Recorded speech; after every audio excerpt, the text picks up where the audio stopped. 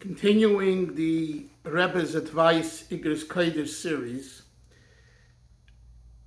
on the topic of divorce, I titled this, Religion is no cause for Shalom Bayis problems. Shalom Bayis is harmony of the home, peacefulness between the husband and wife. Now let's read what the Rebbe writes. You write about the Shalom Bayis difficulties you both are having because one of you is more religious than the other. I do not see the justification for Shalom Bayis problems because of this. There are two basic reasons why this is so. It goes against a frum person's faith, a religious person's faith and religion, when he is pressured to disregard certain mitzvahs, commandments. On the other hand, when a non-observant person becomes religious, it does not go against his beliefs. Rather, it is uncomfortable. For example, when a person who does not yet keep kosher holds herself back from eating food that is not kosher, it might be uncomfortable, but nevertheless, there is kosher food available to substitute for the non-kosher food. Another reason why differences in the degree of religious observance is not a justified reason for the lack of Shalom Bayis is that you both were blessed with children and therefore need to do everything it takes in a Jewish way to keep the peace for their sake. This is from Sparks of Chasidism, the Hebrew section, page 98.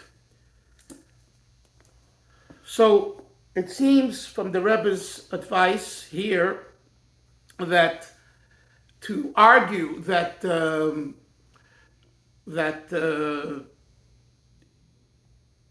religion is grounds for the lack of Shalom Bayis, for fights and disagreements, etc. The Rebbe says here that's not the case. In other words, there's really other issues.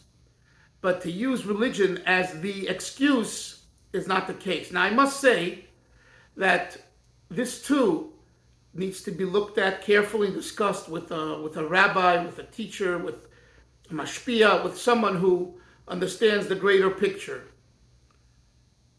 Because at times, if there's no commonality after quite a while between the husband and wife in religious matters, it becomes problematic.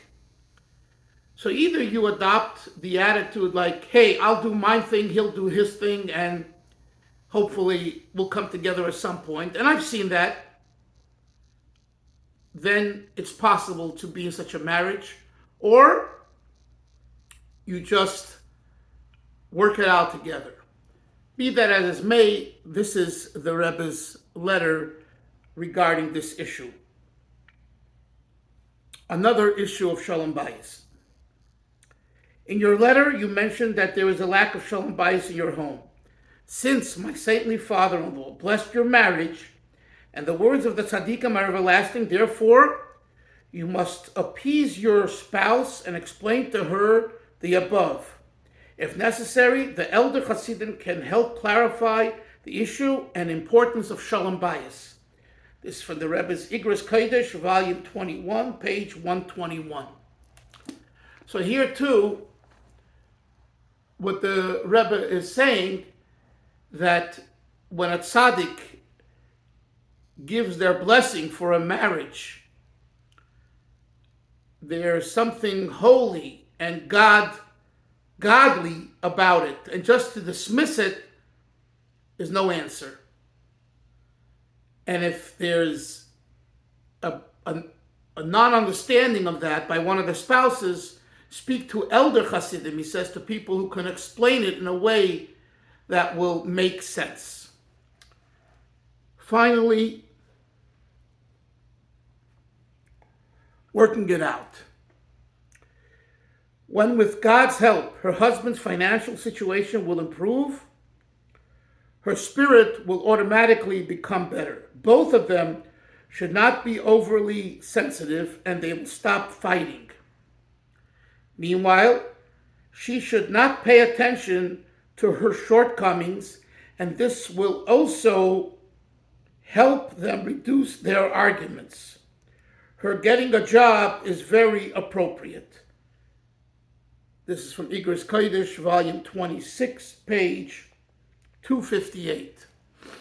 And this topic here that the Rebbe discusses here is important because at times it's the financial end that gets in the way between a couple. And the Rebbe is saying that surely it has to be dealt with, but nevertheless to use that as an excuse for constant bickering and fighting and disagreements, which is the lack of shalom bias, is not justified. You know, all of these things, it's easier said than done. I really understand that. But together, we could work it out. People, spouses, couples, give in, discuss it with people you trust, people who are understanding, and things will work out and you'll have a wonderful marriage. Thank you.